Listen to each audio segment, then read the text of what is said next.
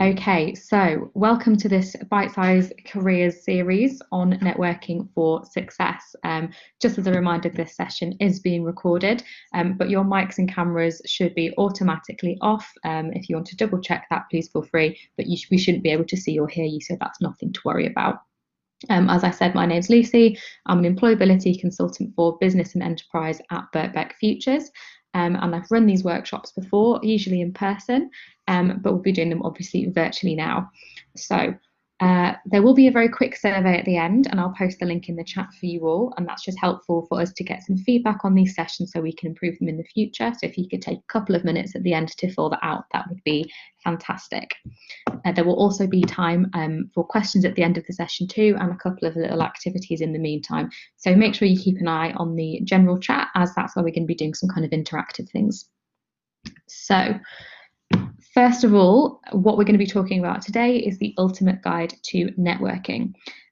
Just by quick indication in the chat, who actually enjoys networking? Yes or no? Great, we've got a yes.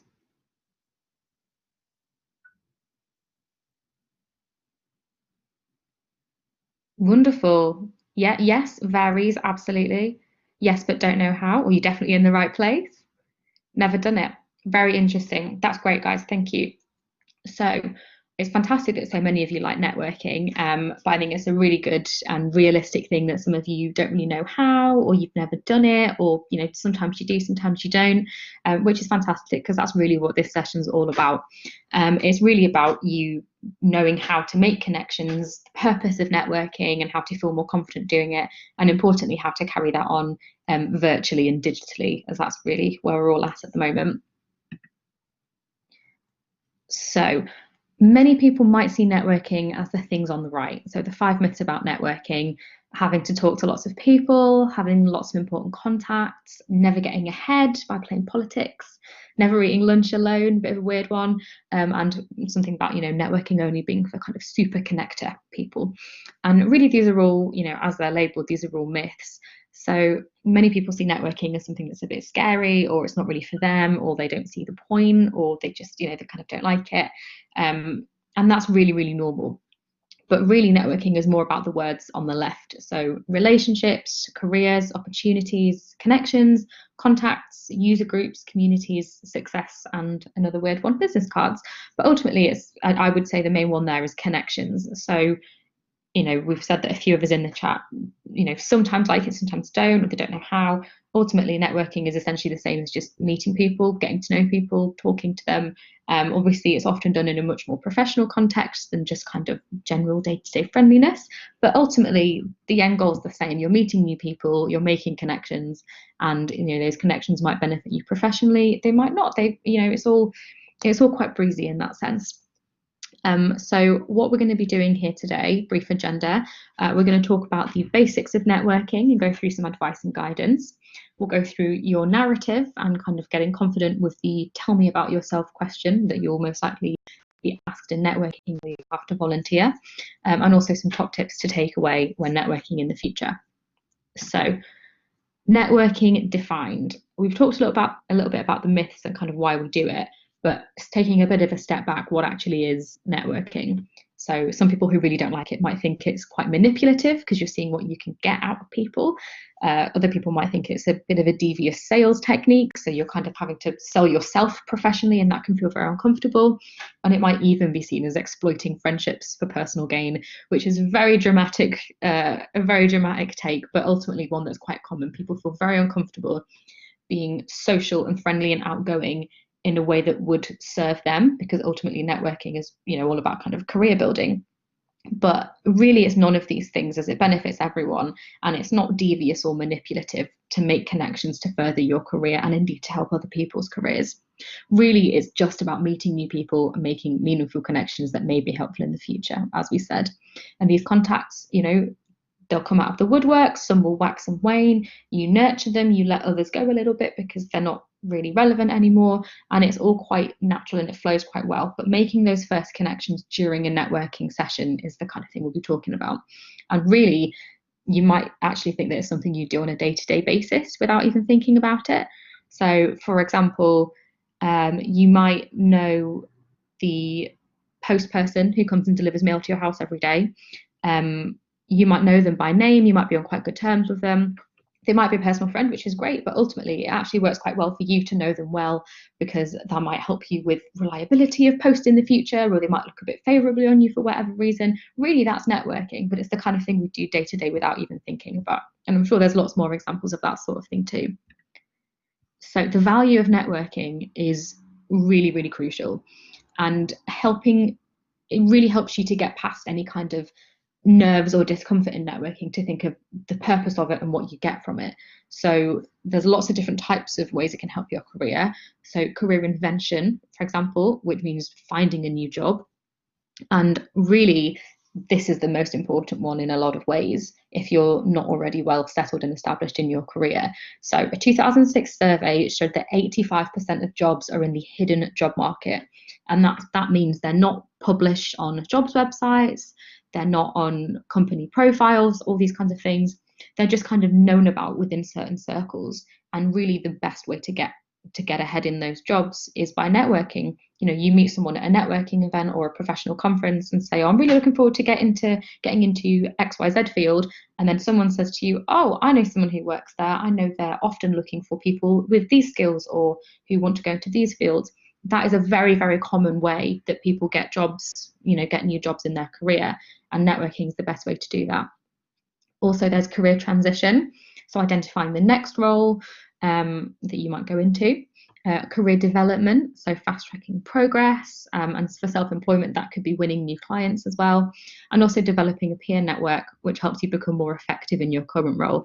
And that's a really, really crucial one. So if you're established in your career and you're looking to develop and be more effective and make more progress, the more people you know, the more effective it can be, because there's more opportunities for collaboration, for supporting one another. They can introduce people to you, you can introduce people to them. And that's something that we really do day to day within our own organizations, if we do work in established organizations, but also wider between organizations in different industries too. So, quick activity in the chat. Just off the top of your head, post in the chat a few things that you do think you should do to network effectively. We're going to do do's and don'ts, but we'll start with the do's. So, for example, having a good handshake might be an example. But what else can we think of?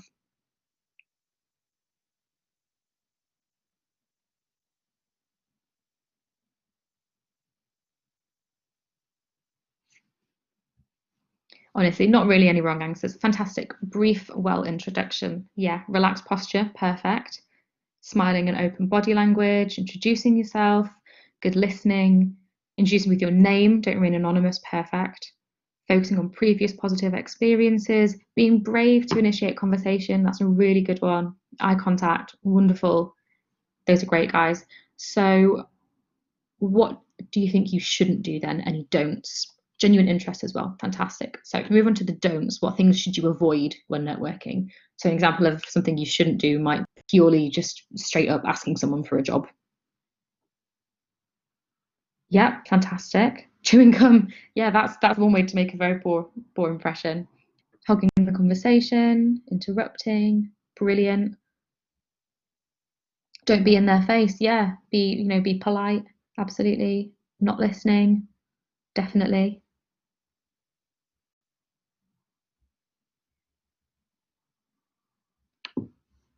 Taking interest. Yeah. Fantastic. Well done.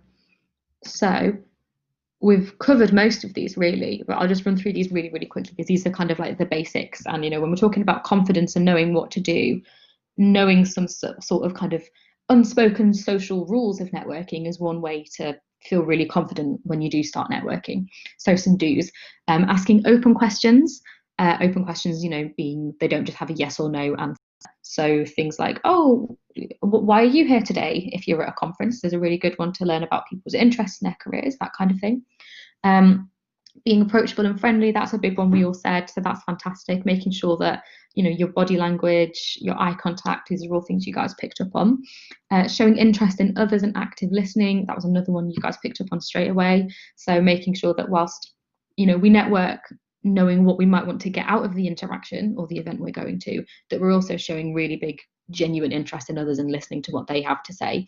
Because one really important thing to remember about networking is it's not just what you can get from it, but it's also what you might be able to help someone else with. And those connections can also help you down the line, but also it just establishes you as a really valuable person within your field if you're known as a helpful person. Prepping low risk opening remarks. So an example of that might be, oh, have you heard the event speaker before? Or as I said before, what made you come to this event today? And these are just really easy ways to kind of get involved in a conversation and just jump straight in, as we said, kind of being brave. But also it might sound a bit silly, but just walking up to a group and saying, hi guys, do you mind if I join your conversation? That's completely fine and really welcoming to say at a networking event. Smiling and giving a firm handshake. And this one might not always be possible, but if you can, researching people and organisations that you know will attend. So if you can see the invite list, the attendance list, or maybe just the speakers list of an event you're going to, you can do a little bit of research on them beforehand, and that way you can jump straight into networking with a really knowledgeable attitude, and that puts you in a really great position. And then quickly run through the don'ts. So don't disclose or expect intimate information, and by that we kind of mean personal details or kind of industry secrets or company secrets, whether you're divulging your own or expecting that from someone else. That's something that's really not kind of okay to present or expect at networking. Don't be deep or controversial. So if you've just met people, maybe steer away from quite touchy topics. Just kind of general social etiquette. Same rules kind of apply here with people you don't know that well. Don't endlessly give out your CV. We touched on this as well. So just expecting a job. Yeah, and this exactly as well there. Don't expect results immediately. Going in there like a bull in a china shop with, here's my CV, this is what I want. When can I come in for an interview? That kind of attitude is going to really put people off. And the last thing is, don't stop networking. So you might think after 6-12 months of going to networking events and what have you, you might think, oh great, I've broadened my circle, that's enough now, I've got it all sorted. Everyone's careers are constantly evolving, and networking isn't something with a particular endpoint, it's a process. So moving on to building your narrative. So this is about the answer to the question, tell me about yourself, or, oh, nice to meet you, tell me a little bit about you. And that's really kind of sort of 30 seconds or so. What's your story? What makes you unique? And it's something that you can work on. It's something you can prepare in advance. You don't need to come up with it on the fly. Not necessarily having a kind of script that you read off, that kind of thing, but just knowing the points you want to cover, because ultimately a career narrative is how you define yourself and how you want to portray yourself. And the fantastic thing is you have complete control over that. So if there's certain things you don't want to discuss, you don't have to. If there's particular achievements you want to big up and make the forefront of your narrative, you can do that. The power truly is in your hands, and you choose how you portray yourself in these settings. And there's lots of advice on the online careers portal about building your narrative, because that's a big part of networking, but it's also just a very big part of employability too. So I'd advise everyone to look a bit more into this, think about structure it, because it's a really, really valuable thing you can do. Putting in a bit of time to thinking about how you want to craft your narrative is one of the best things you can do for kind of understanding your own career journey. So where can you tell your narrative? You can tell your narrative in lots of situations. So obviously networking, like we talked about today, but your narrative is also relevant in interviews. So often in a job interview, the first question is, tell us a little bit about you. And that's exactly the same thing. Informational interviews, which is a kind of industry term for when you approach someone who's in a field or job you'd like to transition to, and say, oh, can I take you out for a coffee to chat through your job and your experience? They'll probably want to know a bit about you too. Social media platforms as well, and social settings. These are ones where you have to maybe be a little bit more succinct, and a little bit more considered and deliberate with the words you use, because you're planning it in advance. And these, when we say your narrative, we mean the kind of core story you tell, and you can, adapt it for different situations. And it's not, as I said, it's not really a script, but it's more just kind of a thread that you follow and you know it quite well. Also, CVs and cover letters. Often a CV will have kind of a personal profile or a bio at the top, and in your cover letter, obviously, you talk a bit about yourself and your past career experiences, the skills you have, where you want to go. These are all parts of your narrative. So we've talked about all different things about what to do and what not to do in networking and your narrative, but where do you start? So identifying some main events and experiences that have shaped you. Oh, sorry, we're still on narrative. Identifying main experiences and events that have shaped you. These are things like changing jobs, moving cities, changing fields, getting new qualifications. These are all things that have truly shaped your narrative. How are all these things linked as well? So thinking about your values and interests as an individual tied to your skills and achievements and your qualifications and your jobs, how do they interlink? So for example, if you've always worked in public service, that could be due to the values you have as an individual and as a person. What challenges have you faced and how did you face and overcome them? That's really crucial. So if you've overcome something huge, that shows really great strength of character and a massive career achievement. If that's propelled you forward in a different direction and you've overcome that, that's something that could be really valuable for your narrative. Also, ending with the present is a really good one. So why you're interested in the role, why you've come to the event, if that's the case. If it's a social media post, for example, like LinkedIn, and it's your bio, kind of why you're at where you're at, really. And that's a really good way to kind of round off that narrative defining you, and also tailoring your narrative to the audience. So if you're, at a conference in a field, you probably wouldn't end it the same way as if you're in a job interview. So obviously, if it's in a job interview, ending with the present is ideally, and that's why I want this job, that kind of thing. Whereas at a conference, it's, and that's why I'm here, because I want to learn more about X, Y, Z, that sort of thing. But there's no real right or wrong answers in the narrative, other than the things we said before about the don'ts of networking. As I said, it's truly about how you want to define yourself. Would advise everyone to have a look at the TEDx platform. So TED Talks, if people are familiar with those, that's a really good way to watch how presenters introduce themselves and define themselves, because often their talks are about quite personal things, their own careers, their own experiences. So they do a really good job of kind of crafting their narrative, and it's a good way to practice. So a quick introduction to LinkedIn, as this is a great place both for putting your narrative out there and also for digital networking. I'd say at the moment it's probably the biggest digital networking tool that's out there right now. It's a professional network, so it's social media, but it's purely professional, and it's probably worth having a caveat here to say that lots of people don't love having an online presence and don't particularly want to have an online presence, but it can be really, really valuable for your career. And the platform has a lot of opportunities for meeting new people, getting involved in discussions, portraying yourself as a thought leader in your field, for example, writing articles and sharing articles, that kind of thing. But if you don't have one already, or if you have one but you haven't edited it in a little while, here's some things to do. So you want to make sure you complete your profile fully. You don't have blank sections. Look at other people's profiles who are in similar fields or similar levels to you and see what they're doing, and really just start networking. So meeting new people on there, getting involved in discussions, as we said, posting comments, having chats with people, and that makes sure that you kind of come up in searches as well. And there's some things in there you can do to make sure that you come up in the searches. Be aware of the advertised jobs. So obviously we talked about hidden jobs that you can access through networking, but you can also find jobs on LinkedIn. And the most important one is just be active, checking in there, minimum a few times a week, ideally kind of once a day. It doesn't have to take long. Seeing what's out there, interacting with a few posts, maybe posting something yourself. That's a really great way to put yourself forward as an active LinkedIn networker. So top tips to take away. Virtual networking is obviously the name of the game at the minute, and luckily all the same platforms where you would find physical networking things like conferences and events, they're all still posting virtual ones too.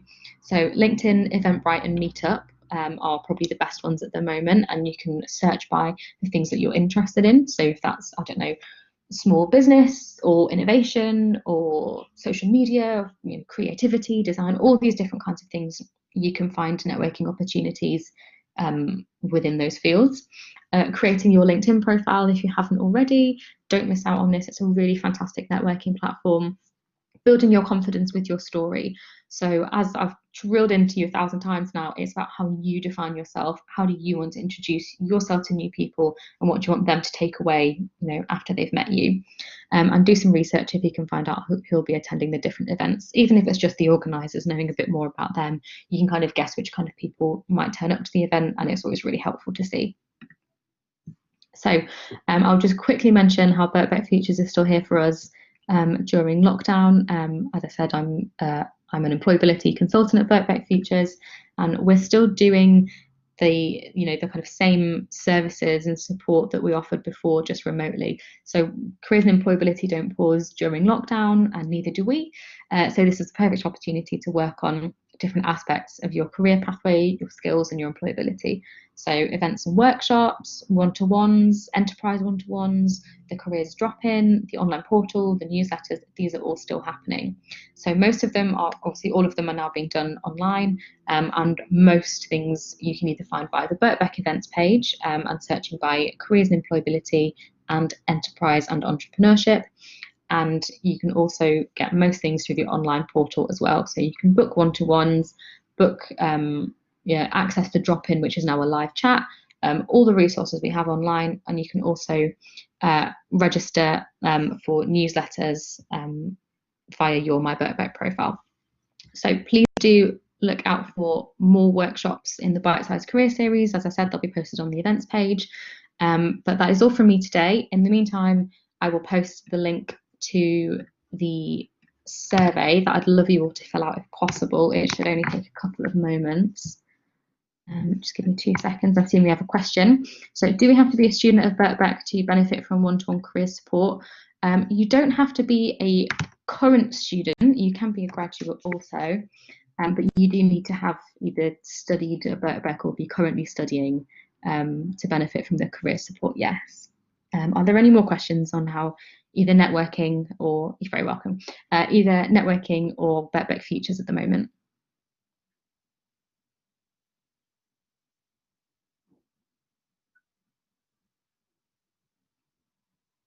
Slides available? Yeah, I can send out these slides to everyone that's attended today if that would be very helpful.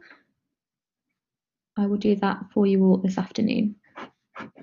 This session obviously will also be recorded, so if you did want to go back and listen to it, it will be published on the online careers portal as well.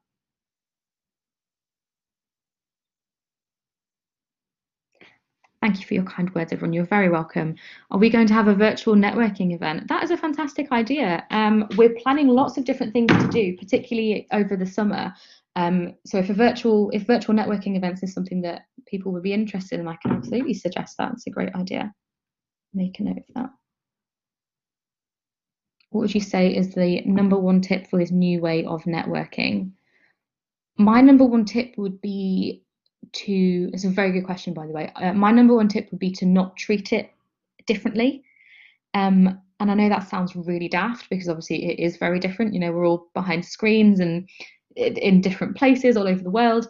But my advice would be to just treat it the same. So keeping your eye on the prize of meeting new people and progressing your career and helping their career. The same things still apply, all the same kind of rules. Obviously, body language and eye contact are a little bit different virtually. But other than those kind of very much in-person ones, and obviously like good handshakes as well, the same rules really apply of active listening and interest, being confident to introduce yourself, putting in that time to work on your narrative, that kind of thing. So yeah, my number one tip would be to treat it the same as physical networking. What are the events that you are planning? Well, that is the $1,000,000 question. We're working on quite a lot of things at the minute. I won't say the things that are kind of half done because everyone's obviously kind of muddling through a little bit at the moment to try and figure out what's going to work best. But what I will say is we're really reliant on feedback at the minute. So the things that people want to do, the things we get the most demand for, those are the things that we're going to prioritize. And you definitely won't have to pay because I know you're a Birkbeck student. Fabulous. You guys are very welcome. Thank you for your lovely words. Any more questions? Yes, go ahead.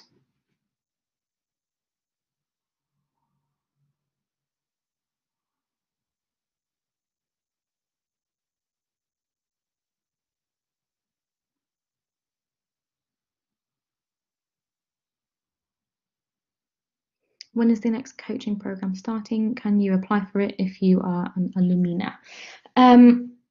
So I don't personally run the coaching program. If you'd like more information about that, there is a webpage for it, but you can also email employability@bbk.ac.uk. I'll write that in the chat for you. And that's how you can chat to the person who does run that, and they'll be able to give you some more information on the next kind of cycles of the coaching program.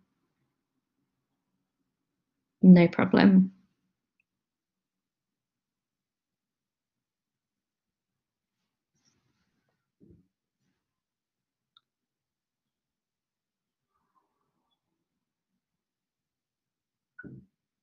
Yeah, the more you network, the more comfortable you feel. That's absolutely true. Confidence comes through practice. So I really advise everyone to kind of check out any different kinds of networking opportunities they can. And, you know, the benefit of the virtual ones is if you're feeling really uncomfortable and for whatever reason it's just not working for you today, you can just duck out because it's obviously virtual, but it is a really kind of safe way to dip your toe in the networking waters. And I really do feel that the more you try and the more you put in a little bit of time now and then to meet new people and practice these skills, much more comfortable you feel. That's a fantastic point. I might need Birkbeck Futures for my dissertation if that's possible. Same as before, just get in touch with us via booking a one-to-one. We can kind of go through anything with you. We will say if it's any academic questions, that's not really what we're best placed to help with. That would be something more for your dissertation supervisor and your lecturers, but we can help you with lots of different things. So booking a one-to-one through the careers portal will be the best course for that. So I think we will stop it there, everyone, in the interest of time. Thank you all so much for coming along today and taking the time out to put in some work for your career and your employability. It's really great of you all. And thank you for your thoughtful questions and your involvement throughout. As I said, please keep an eye out on the Birkbeck events page for more of these career bite-sized workshops. We'll be doing live ones and pre-recorded ones, so lots of different topics for you to get involved in. Have a lovely day and enjoy the sunshine. Bye, everyone.